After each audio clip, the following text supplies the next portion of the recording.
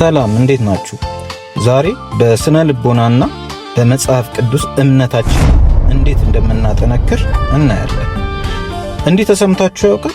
ትጸልያላችሁ፣ እምነት አላችሁ፣ መጽሐፍ ቅዱስም ታነባላችሁ፣ ግን አሁንም የሆነ ድካም እንዳለ ይሰማችኋል። እምነት ያላችሁ አይመስላችሁ? በስነ ልቦና ወይም ሳይኮሎጂ ይህ ተፈጥሯዊ ነው። ምክንያቱም አእምሮና እምነት ሊጣሉ ይችላሉ። ችግሩ ምን መሰላችሁ? ብዙ ሰዎች የመንፈሳዊ ድካም ወይም እምነቴ ደካማ ነው የሚሉበት ነገር በስነ ልቦና ስሙ ኮግኒቲቭ ዲሶናንስ ይባላል። ይህ ምን መሰላችሁ? የምታምነው ነገርና የምትኖረው ህይወት ሲጣሉ ማለት ነው። ለምሳሌ እግዚአብሔር ሁሉን ይቆጣጠራል ትላለህ፣ ግን ቀኑን ሙሉ ስትጨነቁ ትውላላችሁ። ይህ ለምንድን ነው? አእምሮ ይህን ስላልተቀበለው ነው። እና ውጤቱ የሐሳብ ግርግር፣ ጭንቀትና ድካም ነው። መጽሐፍ ቅዱስ ምን ይላል? ይህ በመጽሐፍ ቅዱስ አዲስ አይደለም።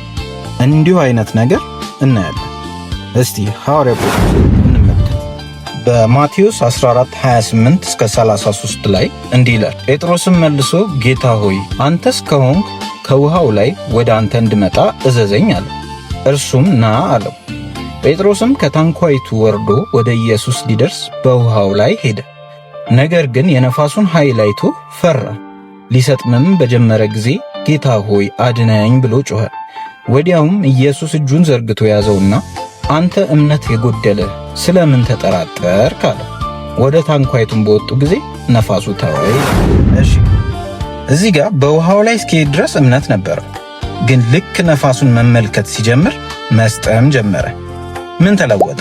እግዚአብሔር አይደለም፣ ሁኔታው አይደለም፣ አእምሮ ነው የተለወጠው። ይህም ከእምነት ወደ ፍርሃት ሄደ። አንድ ጥልቅ ግንዛቤ ልንገራችሁ። የመንፈሳዊ ጉልበት ከአእምሮ ጋር በጣም ይያያዛል። በስነ ልቦና ወይም ሳይኮሎጂ አእምሮ የምትደግመውን ይከታተላል፣ ደጋግመህ የምታስበውን ማለት ነው። ይህ በስነ ልቦና ኮንዲሽኒንግ እንለዋለን። አንድ ሐሳብ ብዙ ጊዜ ሲደጋገም ኃይለኛ ይሆናል። መጽሐፍ ቅዱስ እንዲህ ይለናል በሮሜ 12:2 ላይ የእግዚአብሔር ፈቃድ እርሱም በጎና ደስ የሚያሰኝ ፍጹምም የሆነውን ነገር ምን እንደሆነ ፈትናችሁ ታውቁ ዘንድ በልባችሁ መታደስ ተለወጡ እንጂ ይህን ዓለም አትምሰሉ። ይህ ምን ማለት ነው? አእምሮህን ካልተለወጠ ሕይወት አይቀየርም ማለት ነው። መፍትሄውን ሐሳብህን ተከታተለው።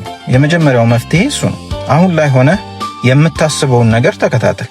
ወደፊት ይህ ይፈጠር ይሆን? ከዚህ በፊት እንዲሆኗል አትበል። ይህን ጥያቄ ጠይቀው። ይህ ከእምነቴ ጋር ይስማማል ወይ ብለህ ራስን ጠይቅ። ሐሳብህንም አትቃወመው፣ ቀይረው። ምን ብለህ መሰለህ የምትቀይረው?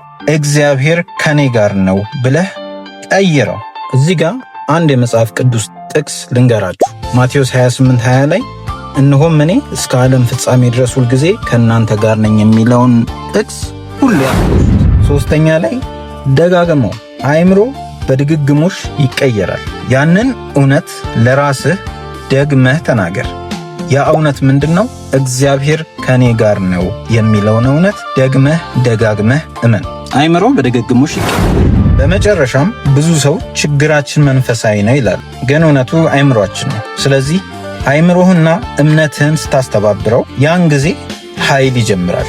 እምነትህ ጠንካራ ይሆናል። ይህ ቪዲዮ ከተመቻችሁ ሰብስክራይብ፣ ላይክ እና የሼር ምልክቷን ይጫኑ።